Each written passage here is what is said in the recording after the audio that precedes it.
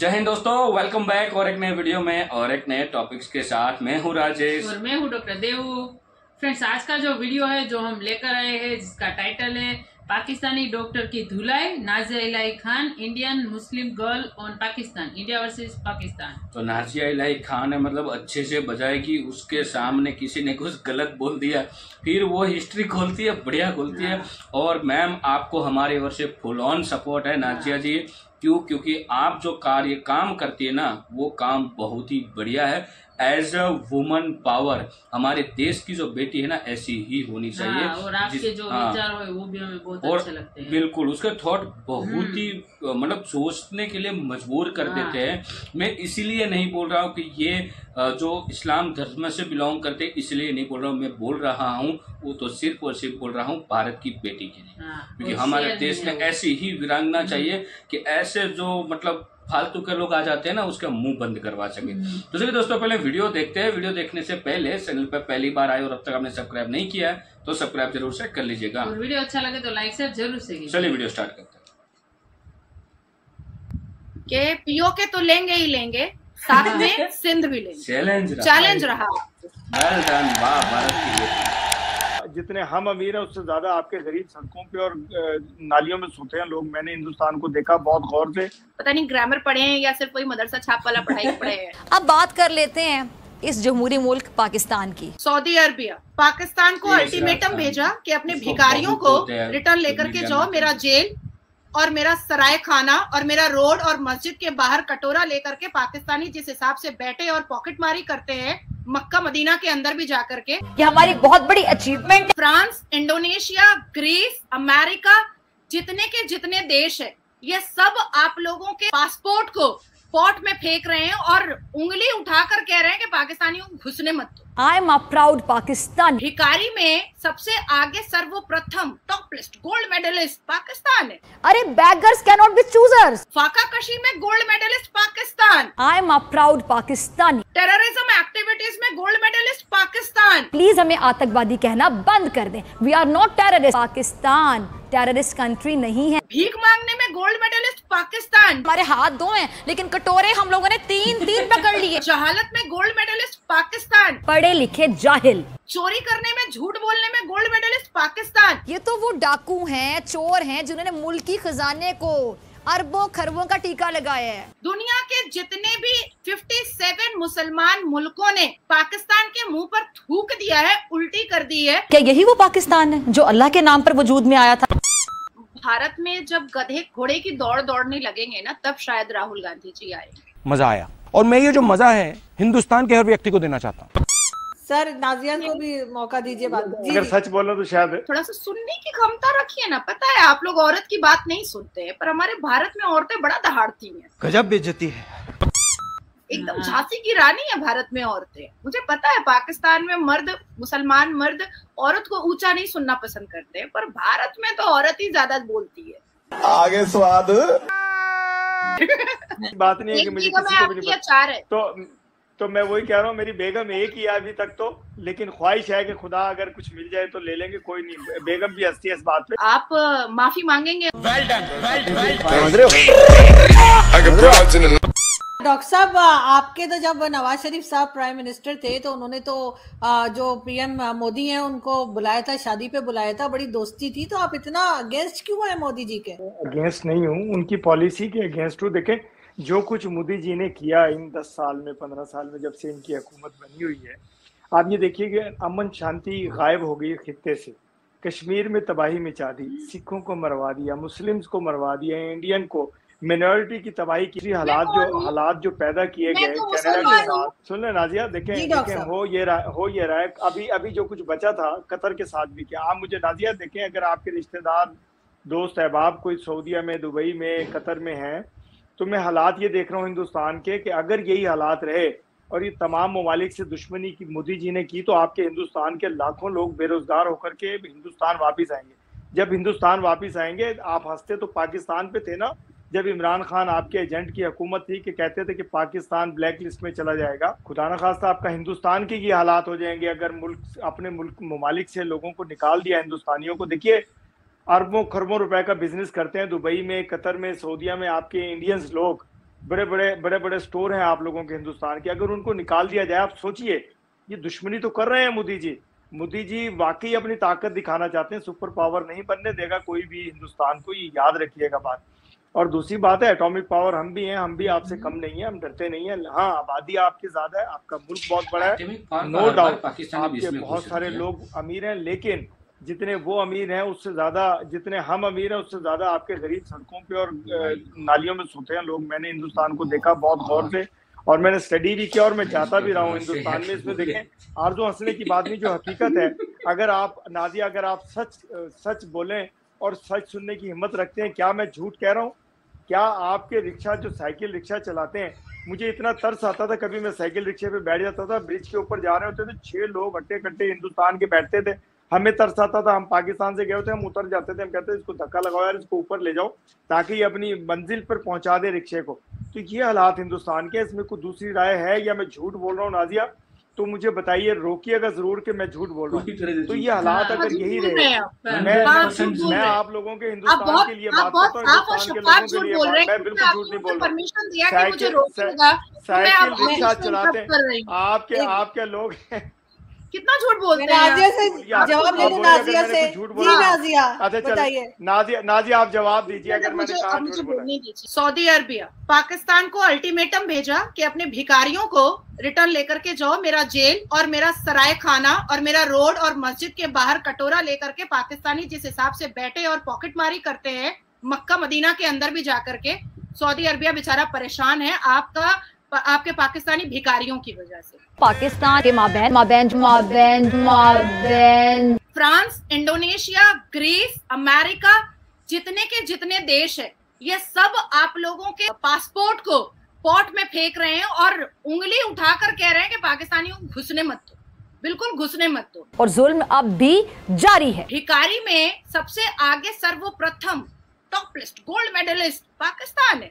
फाका कशी में गोल्ड मेडलिस्ट पाकिस्तान। ऐसे नहीं बना था हमारा प्यारा वतन पाकिस्तान। टेररिज्म एक्टिविटीज में गोल्ड मेडलिस्ट पाकिस्तान। मैं उनको फ्रीडम फाइटर कहूंगी सबके सामने, क्योंकि मेरी अपनी राय है और मैं अपनी राय पे बड़ी कॉन्फिडेंट हूँ। और इंडियंस उनको कहते हैं आतंकवादी, टेररिस्ट कहते हैं। भीख मांगने में गोल्ड मेडलिस्ट पाकिस्तान, जहालत में गोल्ड मेडलिस्ट पाकिस्तान। बिल्कुल है, कोई दो राय नहीं हो सकती। चोरी करने में, झूठ बोलने में गोल्ड मेडलिस्ट पाकिस्तान। मैं उड़ने के लिए तैयार हूँ। दुनिया के जितने भी एक्सेप्ट चाइना आका को छोड़ करके 57 मुसलमान मुल्कों ने पाकिस्तान के मुंह पर थूक दिया है, उल्टी कर दी है, मगर फिर भी सुधरने को हम तैयार नहीं है कि उनको आपकी तरफ देखना भी नहीं है। और अब जो हालात है पाकिस्तान के, उससे ये समझ में आता है। देखिए, मैं नाराज हो गए हैं आप लोगों से दे रहा हूँ कि प्रोग्राम का पता नहीं चलेगा।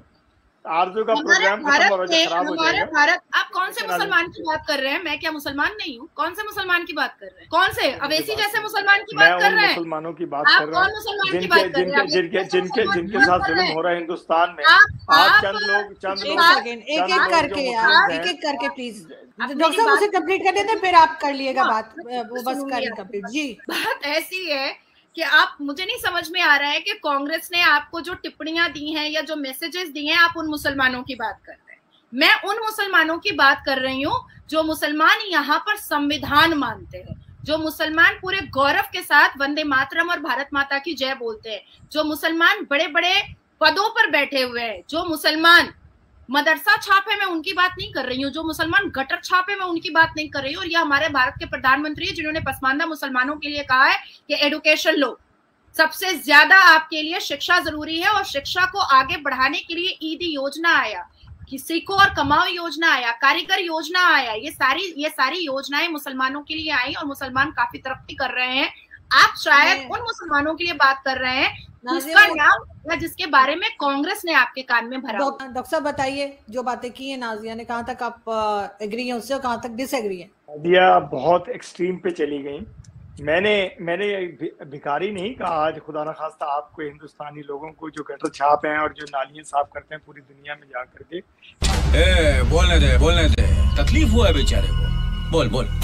मैंने लास्ट वीक आपके हिंदुस्तान के एक चैनल पे प्रोग्राम में भी ये कहा था, जब कतर पे बात हो रही थी, डिबेट हो रही थी, उसमें मैंने ये कहा था कि हाँ, आपके लोगों को वीजे दिए जाते हैं, क्यों दिए जाते हैं? हर गंदा काम हिंदुस्तान के लोग जा करके करते हैं, नालियां भी साफ करते हैं, गटर। हमारे जो पाकिस्तान से जो पठान लेबर में जाते हैं, खुदा की कसम वो पत्थर काटते हैं या पहाड़ तोड़ते हैं, वो गैरत वाला काम करते हैं। आपके हिंदुस्तान से जो भी जाते हैं हर बेगैरती का काम करते हैं वहां जाकर के, नालियां साफ करना, मिर्ची कलम, मेरे पास डेटा भी है और मैं आपको प्रूफ भी दूंगा। दूसरा, ये जो मिर्ची कलम करते हैं, ये आप ही लोगों का मिर्ची कलम है। वहाँ क्या होता है, वहाँ इंडियंस लोग क्या करते हैं? देखिए, आपने डेटा जो लेना है ना, तो मिर्ची कलम चलिएगा, अभी चलेंगे ना दिसंबर में। नहीं देखिए मैं कह रहा हूँ जाएंगे न्यू ईयर, मैं क्लब के बाहर दिखाऊंगा लोगों को, हालत देखूंगा। देखें नाजिया क्लब जाए ना जाए, लेकिन लोगों को क्लब में जाते कौन लोग हैं? देखें क्लब, आपके हस्बैंड जाते होंगे, आपके दोस्त जाते होंगे, आपके अजीज जाते होंगे, जो दुबई में काम करते हैं, जो बिजनेस करते हैं, जो सैर के लिए जाते हैं, टूरिज्म पे जाते हैं, वो लोग क्लबों में लाजिम जाते हैं। मैं जाता हूँ, मैं झूठ नहीं बोलता हूँ, मेरे बच्चों को भी पता है, मेरी बेगम को भी पता है। मैं ऐसी बात नहीं है कि मुझे किसी को भी नहीं पता। तो मैं वही कह रहा हूँ, मेरी बेगम एक ही है अभी तक तो, लेकिन ख्वाहिश है कि खुदा अगर कुछ मिल जाए तो ले लेंगे, कोई नहीं। बेगम भी हंसती है इस बात पे, अभी वो रूम में ही मौजूद है और हंस रही है, वो कह रही है अच्छी बात कर रहे हो, अगर मिल जाए तो अच्छा है। तो ये कोई बात नहीं, बुराई नहीं है, हमारे इस्लाम में जायज है, चार बीवियां जायज है। खैर आप उसकी बात कर रहे थे, अगर आप इस्तात रखते हैं तो आप 4 बीवियां रखें, 16 बच्चे हो, आपके कितनी रेल फेल हो, तो कोई वो बुराई नहीं है। हम इंडिया पाकिस्तान की बात कर रहे थे, आप कहाँ अपना रिश्ता लेके नाजिया रहा नहीं जाता, तड़प ही ऐसी है ना। आप हिंदुस्तान की बात कर रहे थे ना, आप हिंदुस्तान में आपने क्या देखा? मैंने हिंदुस्तान में आरजू जो कुछ बताया वही कुछ देखा, और मैं बहुत जाता था हिंदुस्तान। कारगिल की जंग के बाद आखिरी ट्रेन पे गया था और आखिरी पे वापस आया था, क्योंकि मेरे रिश्तेदार वहाँ थे, मेरी फैमिली गई थी, मैं उनको ले करके गया। देखिए नाजिया, मैं मुसलमानों की बदतर हालात कांग्रेस के जमाने में देखी थी। आप अभी भारत आएंगे तो आपको लगेगा कि आप किसी फॉरेन कंट्री में आ गए हैं। इंशाल्लाह आऊंगा। कोई जरूरत नहीं हिंदुस्तान को तेरी, पहली फुर्सत में निकल। अभी आप लोगों के भी वोट हो जाएं और हुकूमत चेंज हो और हमारी भी हुकूमत नहीं बनने जा रही है, तो हम लोग इंशाल्लाह डेलीगेशन लेकर के आएंगे हिंदुस्तान, और बड़े अच्छे तरीके से आएंगे। नहीं तो आपको इतना यकीन क्यों है कि राहुल गांधी आएंगे? डॉक्टर साहब, आपको इतना यकीन क्यों है? क्योंकि मैं चूतिया हूँ, मेरा दिमाग चूतिया है। कहते हैं चले मान लेते हूँ। अर्जो मुझे यकीन इसलिए है कि जो कुछ इंसान बोता है वही काटता है। जो मोदी सरकार ने जो कुछ लोगों के लिए किया, जो हिंदुस्तानियों के लिए किया, सिखों के लिए किया, मिनोरिटीज के लिए किया, नफरत का वोट डलेगा इनके खिलाफ, राहुल को डलेगा। अभी तो नाजिया ये कह रही थी ना कि वो लोग होंगे जो पागल होंगे वोट देंगे। मैं हकीकत बता रहा हूँ, देखिए आप देखते जाइए, मेरी बात को नोट कीजिए, ये रिकॉर्ड ऑन द रिकॉर्ड बात कर रहा हूँ कि नफरत का वोट डलेगा। आप लोग हैरान होंगे ये हुआ। नाजिया बोलिए आप, डॉक्टर साहब नाजिया को सुन लीजिए प्लीज। जी कुछ कहना चाहते हैं? जिस दिन रिजल्ट आउट होगा उस दिन अगर मोदी जी की सरकार दोबारा, मैं तो 110% श्योर हूँ कि मोदी जी की सरकार आएगी। जय श्री राम। मोदी जी की सरकार आ जाती है, ओथ लेने के बाद, मोदी जी के ओथ लेने के बाद आप माफी मांगेंगे ऑन लाइव में आकर के आरजूदी के पॉडकास्ट में। आप जितनी गारंटी के साथ आप कांग्रेस को और राहुल गांधी को, मैं गारंटी के साथ नाजिया मैं एक बात बता रहा हूँ। मैं एक मिनट, आप कॉमा और फुल स्टॉप नहीं समझते हैं, मैं समझती हूँ। तो एक बात बोलने के बाद थोड़ा सा पॉज लिया जाता है, ठीक है? पता नहीं ग्रामर पढ़े हैं या सिर्फ वही मदरसा छाप वाला पढ़ाई पढ़े हैं। मैं बोल रही हूँ कि जब हमारे मोदी जी दोबारा ओथ लेंगे, और मैं नहीं जानती हूँ कि आपका और राहुल गांधी का क्या गठबंधन है। मुझे तो लगा था कि 28 पार्टियों के साथ गठबंधन है। मुझे नहीं पता था कि पाकिस्तान के लोगों के साथ भी राहुल गांधी का गठबंधन है। आज थैंक यू सो मच आरजूदी के आपके इस पॉडकास्ट में ये क्लियर हो गया कि राहुल गांधी का पाकिस्तान के लोगों के साथ भी गठबंधन है, ये भी प्रचार कर रहे हैं। यही तो कयामत है। तो जब राहुल गांधी बिल्कुल अभी तो 400 से 40 हुआ है और 40 से 23 या 24 पर आएगा पार्लियामेंट के अंदर, तो आप आरजूदी के चैनल पर माफी मांगिएगा भारत की जनता से कि आपने गलत प्रेडिक्शन किया था। मैं ये कहता हूँ, देखें मैं ये कह रहा हूँ कि जो भी जीतेगा हम उसको पहले मुबारकबाद देंगे। नाजिया हम गलत बात नहीं करते हैं कभी। सुने दूसरी बात ये है, जब कभी माफी मांगने का वक्त आएगा, अब ये मुनाफिकत नहीं है तो और क्या है? कि मैं आपसे पूछना चाह रही हूँ, हिंदुस्तान पाकिस्तान के जो टर्म्स खराब हुए हैं उसमें आपके ख्याल से किसकी गलती है, हिंदुस्तान की या के पाकिस्तान की? मैं तू है कौन? मैं हूँ पाकिस्तान। हमारी नाजिया जैसी दोस्तों की गलतियां हैं कि जो एक्सट्रीम दोस्त के नहीं हूँ बाद आपकी। जा करके करते हैं। उम्र में आपकी नहीं बेटी की हाँ, और नहीं तो क्या? नहीं तो बच्चे बच्चे ही तो दोस्त होते हैं और माँ थोड़ी दोस्त बनती है। माँ तो माँ ही रहती है, बच्चे दोस्त होते हैं। नहीं, मेरे बात फादर ये ने है मुझे कि आप कभी बच्चे कहा कि तुम मेरी दोस्त हो। हमारे लोगों की गलतियां हैं। हमारी हुकूमतें कभी भी नहीं चाहती, हमारे इदारे कभी भी नहीं चाहते हम लड़ें। हम हमेशा यही चाहते हैं, हमारे इदारे हमेशा यही चाहते हैं कि खित्ते में अमन रहे। हमारी आर्मी यही चाहती है कि खित्ते में अमन रहे। लेकिन एक कश्मीरियों के लिए जब हिंदुस्तान जुल्म करता है कश्मीरियों के ऊपर, तो हम उनके लिए आवाज उठाते हैं। जिस तरह अब फलस्तीन के लिए हम लोग आवाज उठा रहे हैं, क्योंकि एक मजलूम का साथ जो नहीं देगा वो कुफर का साथ देगा। और वो इंसान मुसलमानों में से नहीं, इंसानियत में से नहीं, इंसानियत के खिलाफ है। जब किसी इंसान पे जुल्म करते हैं तो एक इंसानियत पे जुल्म हो रहा होता है। जब इंसानियत पे जुल्म हो रहा होता है तो उसके लिए अर्श और फर्श कांप जाता है। तो हम यही चाहते हैं कि हम इसलिए हमारी नाराजगियां रहती हैं हिंदुस्तान के साथ कि वो हमेशा जालिम मतलब के हमने साथ कोई खड़ा गलती होता है। नहीं की। हिंदुस्तान की हुकूमत आपका की मतलब है हमने पाकिस्तान ने कभी कोई नहीं गलती नहीं की? कभी कोई गलती नहीं की। हम मजलूम के साथ खड़े होते हैं। हमारी गलती यही है कि हम मजलूम का साथ देते हैं। कैसे? हवाई जज्बे से हम कश्मीर का साथ देते हैं, कश्मीरियों के साथ खड़े होते हैं जब भी उन पे जुल्म होता है। लेकिन 75 साल से उन पे जुल्म हो रहा है और आज तक कश्मीर को ये बंदी नहीं बना सके। हाँ, उन पे जुल्म जरूर कर रहे हैं। उनके ऊपर आर्मी पूरी लाखों की तादाद में आर्मी सर के जो लोग मुंबई अटैक्स असले और के साथ पुलवामा, सर मुंबई अटैक, पुलवामा और जो हमने कारगिल और क्या कुछ किया, वो मतलब वो कुछ नहीं है। शरारत दोनों तरफ से हुई। अगर आप हमें गोली मारेंगे तो हम आपको फूल तो नहीं देंगे।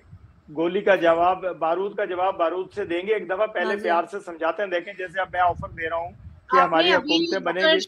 थोड़ा सा फुल स्टॉप लगाया कीजिए, सुना कीजिए। सुनने की आदत अच्छी होती है। देखिए, ऐसा है कि आपने अभी फिलिस्तीन की हिमायत में बात की और हमास के आतंकवादियों और बलात्कारियों के पक्ष में बात की। आप यहाँ पर एसी रूम में कोट फोट पहन करके क्यों बैठे हुए? आप हमास गए क्यों नहीं? ये बहुत बड़ा सवाल है, ये एक अहम सवाल है। ये सवाल बहुत से लोग उठाते हैं। हमें जब बलात्कार आप भी कर देते। देखें, जब हमारी हुकूमत, अरे अल्लाह की राह में 2-4 बलात्कार सुन नहीं रहे। अब सुनने की आदत डाली है। Try to be a good listener. 2-4 बलात्कार करके अल्लाह की राह में थोड़ा जन्नत आप भी कमा लेते। हमास जाना चाहिए था, है ना? अब आपकी बात को आपने कश्मीर की बात कही, वो भी हमारे कश्मीर की बात कही है। पर हमारे कश्मीर के कश्मीरियों का कश्मीर है। कश्मीर कश्मीरियों का। कश्मीर के लोग तो हाथ उठा करके भारत माता की जय बोल रहे हैं। हनुमान चालीसा हो रहा है लाल चौक। नहीं, वो आपके एजेंट हैं, चंद एजेंट हैं जो जय माता दी बोलते हैं। वो हर जगह बोलते हैं। वो एजेंट हैं हिंदुस्तान के जो कश्मीरी हैं, जिनका मुल्क है, जिन पे जुल्म हो रहा है, जिनके लोगों को मारा जा रहा है। डॉक्टर इरशाद, आप अंधे हैं या अंधे बनने की कोशिश करती हैं, या इस्लाम का चश्मा लगा करके बैठे हैं, या इस्लाम का चश्मा लगा करके बैठे हैं? जिस कश्मीर पे कांग्रेस के जमाने में, जिस कश्मीर के लाल चौक पे कांग्रेस के जमाने में तिरंगा झंडा नहीं लहराने दिया जाता था, वहां लाल चौक पे अभी भारत माता की जय के नारे लगते हैं। बहुत खूबसूरती के साथ नेशनल एंथम पढ़ा जाता है। बहुत खूबसूरती के साथ इंडिपेंडेंस डे मनाया जाता है। 15 अगस्त सेलिब्रेट किया जाता है। उसी कश्मीर में दुनिया भर के कॉन्क्लेव और मीटिंग्स हो रहे हैं। उसी कश्मीर में ब्यूटी कॉन्टेस्ट हो रहा है। उसी कश्मीर का इंफ्रास्ट्रक्चर फॉरेन कंट्री की तरह हो गया है। उसी कश्मीर के लाल चौक में हनुमान चालीसा पढ़ा जा रहा है। वाह मोदी जी, वाह। वो कश्मीर के कश्मीरी ये दुआ कर रहे हैं और ये कहते हैं कि गीता से हमें ज्ञान मिला, रामायण से हमें राम मिला, खुश नसीब है हम मुसलमान जो हमें भारत मिला, जो हमें हिंदुस्तान मिला। वहाँ के कश्मीरी बोलते हैं। और ऐसे कई मेन स्ट्रीम मीडिया पर ऐसे जगहों पर मैं बैठ करके मैंने मुबारकबाद दिया है कश्मीरियों। और आप मुझे, अब मैं बोलूंगा, को बैठाती हैं, उनको तो पता है, बेबाक होकर करती है।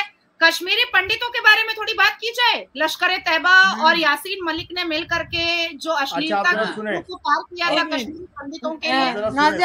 डॉक्टर साहब, नाजिया, आपने कहा कि लाल चौक में झंडा लहराया और तराने गाए गए। सिर्फ आप अपनी गन्स वाले, आर्मी वाले और पुलिस वालों को वहां से हटाएं। फिर देखिए कि क्या कहेंगे, कश्मीरी कहेंगे, देश कश्मीरी कानून नारा से लगाएंगे, चलता है। कश्मीर बनेगा पाकिस्तान। हलवा खाएं और सो जाएं। देश संविधान से कश्मीर में चलता है। अगर आप पाकिस्तान के जुबान झंडे, बोल रहे हैं कि 15 अगर मिनट के लिए पाकिस्तान हटा के दो। झंडे लहराने ना शुरू हुए तो मैं वाकई माफी मांगूंगा आपसे। ख्वाब भी देख लें, ख्वाबों पे कौन पाबंदी लगा सकता है? देखें भाई, आपकी मर्जी, आपके ख्वाब है, जितने मर्जी ख्वाब देखें, लेकिन हकीकत ख्वाब से अक्सर बिल्कुल अलग होती है। और हकीकत ये कि एक वक्त की रोटी के लिए तरस रहे हैं और दूसरी तरफ आप अपनी आर्मी और पुलिस हटाइए, खुदा की कसम नाजिया मैं बता रहा हूँ कि इतना झंडा पाकिस्तानी वहां नजर आएगा, इतना नारा लगेगा कि कश्मीर बनेगा पाकिस्तान। अब आप मैं फिर माफी मांगूंगा आपसे अगर मैं झूठा साबित हो गया। अगर कश्मीरियों के नारे ना लगाए पाकिस्तान के, फिर मैं माफी मांगूंगा आपसे। बैगर है जो मांग रहे हैं वो कभी अपनी शराइत लागू कर सकता है? तो वी आर बैगर्स, हम मांग रहे हैं ना, beggars can not be choosers. और बड़े अफसोस के साथ इस टर्म को मैं यूज कर रही हूँ। और अगर फौज हटा दो, पुलिस हटा दो, वहां से जुल्म बंद कर दो, फिर देखो कि कश्मीरी किसके साथ खड़े होंगे। वो पाकिस्तान के साथ खड़े होंगे, वो हिंदुस्तान के साथ खड़े होंगे, वो पाकिस्तान जिंदाबाद के नारे लगाएंगे या हिंदुस्तान मुर्दाबाद के नारे लगाएंगे। फिर अगर ये बात मेरी गलत साबित हो जाए, फिर मैं वाकई आपके आगे मुर्गा बन जाऊंगा, फिर मैं आपसे माफी मांगूंगा। वरना मुर्गी आप बनेंगी आकर के, फिर आप कान पकड़ेंगी आकर के मेरे सामने और माफी मांगेंगी मुझसे। देखिए, हंसने की बात नहीं है जब आप बात करते हैं किसी से। अच्छा, मैं आपको डॉक्टर इरशाद जी, मैं एक बात पूछना चाहती हूँ कि पाकिस्तान में 21% माइनॉरिटीज थे, 1% कैसे हो गए? और ये ऑनर किलिंग क्यों होता है? अजहर का केस अभी भी पाकिस्तान के टॉप कोर्ट में अटका हुआ है क्योंकि 4 लड़कियों का सर तन से जुदा किया गया था ऑनर किलिंग के नाम पर। देखिए, मैं एक बात बताऊं, फिर आप बोलने नहीं देंगे। बलोच के बारे में थोड़ी बात करें, गिलगित के बारे में थोड़ी बात करें। पीओके में जो नारे लग रहे हैं, आजादी आजादी, कारगिल खोलो, भारत से जुड़ेंगे, भारत से जुड़ेंगे, उसके बारे में क्या बात की जाए? अच्छा, मैं आपको एक बात बताऊं, 21% माइनॉरिटी 1% क्यों आया पाकिस्तान में?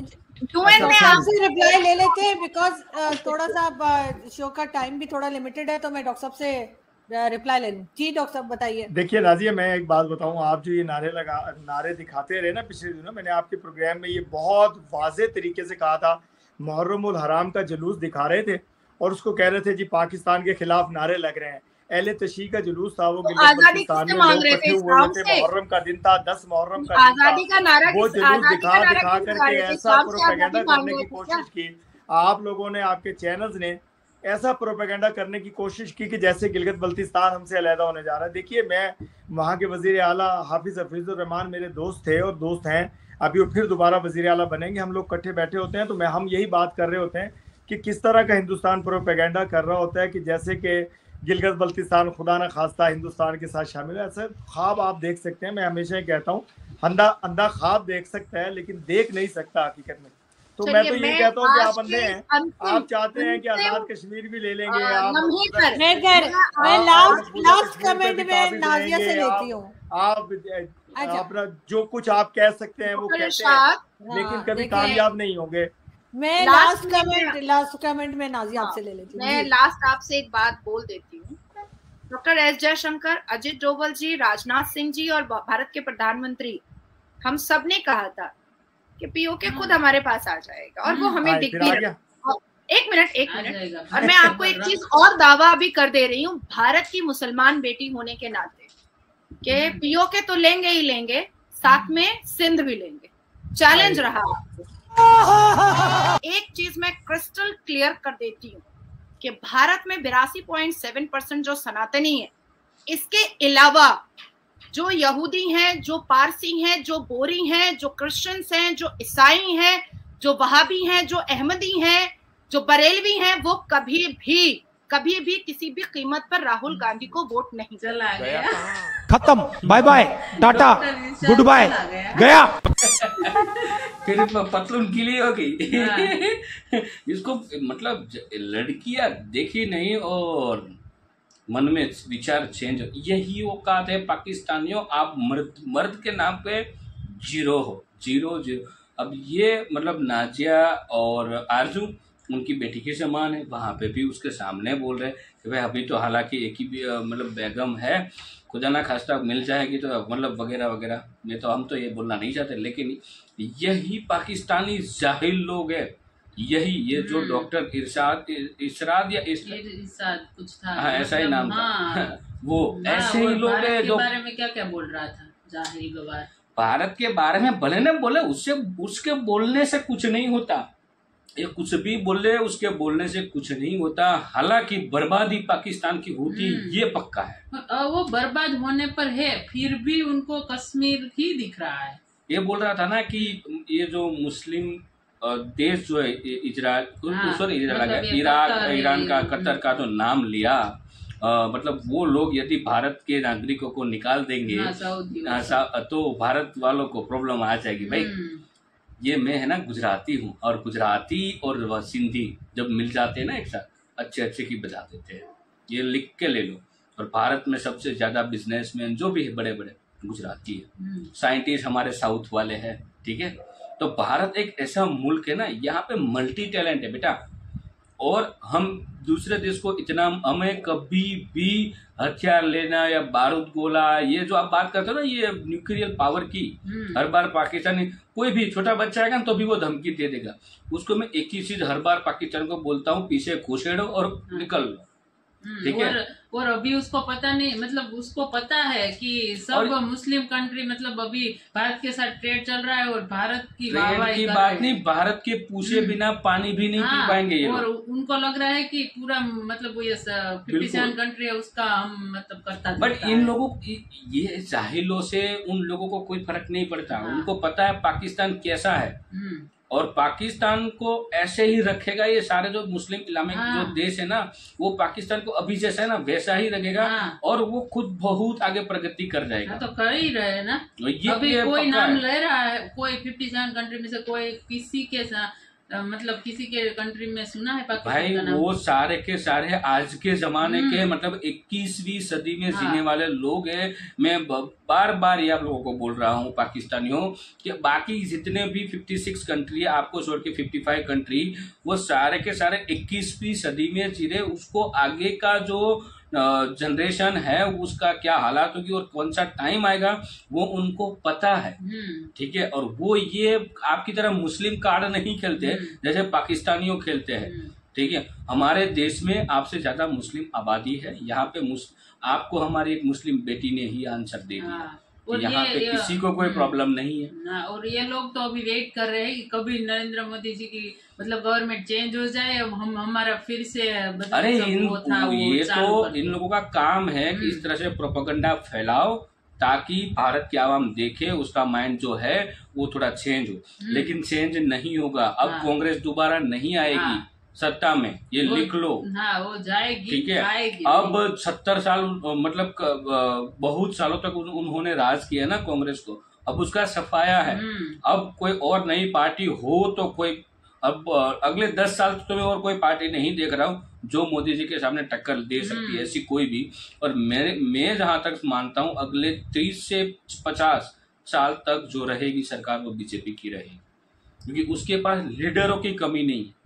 दूसरी बात, ये जो बोल रहे थे ना दूसरे देश वाले कभी भी नहीं निकाल सकते भारतीय को, और यदि भारतीयों ने निकाल दिया और भारत अपनी पे आ जाएगा ना तो विदाउट बारूद गोला ये युद्ध वगैरह देश को औकात पे ला देगा। तो इतनी ताकत है भारतीयों के पास। इसलिए ऐसे ही नहीं सब भारत से जुड़ बिल्कुल बिल्कुल भारत के साथ जुड़ने के सबको पता है कि भारत जो है ना लाभ मिल रहा है। विश्व में एक ऐसा कंट्री है जहाँ पे मतलब पृथ्वी के ऊपर, धरती के ऊपर इतनी बड़ी मार्केट और कहीं है ही नहीं।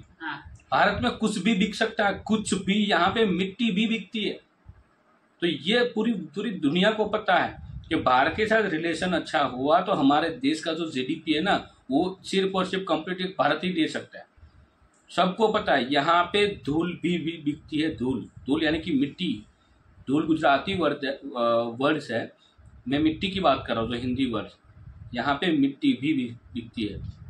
बात समझ में आई हो या ना आई हो वो आपकी मर्जी है, लेकिन इतने में समझ सकते हो तो बस। और आपकी एक छुई बनाने की औकात नहीं है और आप वर्ल्ड ज्ञान दे रहे हो, और वो भी भारत की नाजिया जैसी बेटी को।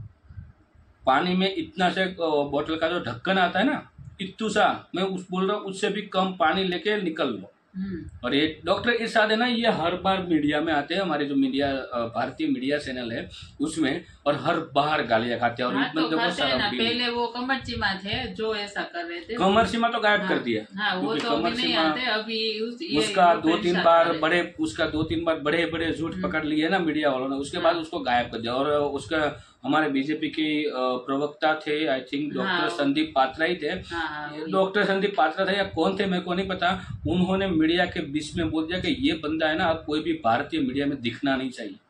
और तब से वो नहीं दिख रहा। अब इसकी बारी आएगी इशरात की, और इशरात को तो बड़ी बड़ी गालियां देते लोग। और ये बात कर रहा था जब वो जब कारगिल हुआ था उस समय, तो जब कांग्रेस का राज था उस समय की बात कर उस समय नहीं, उस समय हालात खराब थी, भारत की खराब थी, वो तो सब लोग मानते हैं। हमें पता है 90 का जब दौर था तभी बिजली की बहुत किल्लतें थी।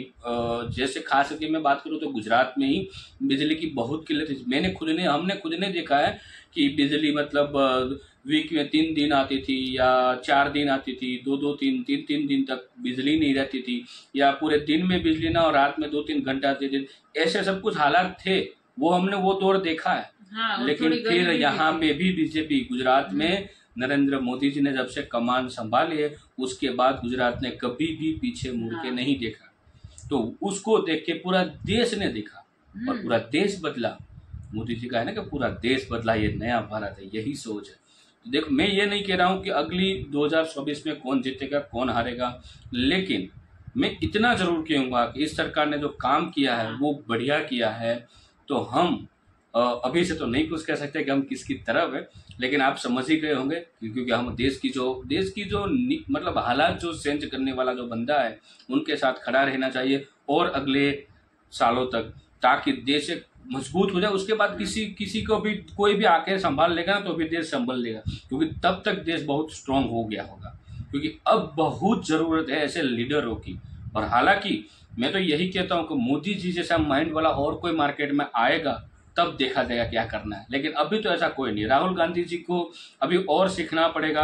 हालांकि हम राहुल गांधी से भी छोटे हैं, हमारा इतना भी राहुल गांधी सालों से मतलब इन्हीं चीज़ों में पले बढ़े तो उसको नॉलेज होगा, लेकिन राहुल गांधी जी को अभी हम नहीं मान रहे कि उसको देश की कमान दी जाए। उसको टाइम लगेगा, सीखना पड़ेगा, देश को जानना पड़ेगा, सब कुछ देश के लिए। अब को सीख रहे हैं, कम फार्मर के पास जा रहे हैं, छोटे छोटे बिजनेसमैनों के पास जा रहे हैं। अभी उसका टाइम है लर्निंग करने का, लर्निंग करने दो, और जैसे लर्न हो जाए उसके बाद देखा जाएगा। लेकिन उस समय भी देखा जाएगा कि उसके पास लीडर कितने हैं और वो लीडर कैसे है, उस हिसाब से सरकार को सुन लिया करो दोस्तों। और फिलहाल इस वीडियो से विदाई लेते हैं, और इस डॉक्टर इशरात या इरशाद जो भी है उसको अच्छी सी 2-3 सुना दो कमेंट में, हम आशा करते हैं आप जरूर सुनाएंगे। वीडियो को यहाँ पे समाप्त करते आपसे विदाई लेते हैं, क्योंकि वीडियो लंबा बहुत हो चुका है। टिल देन, जय हिंद, जय भारत।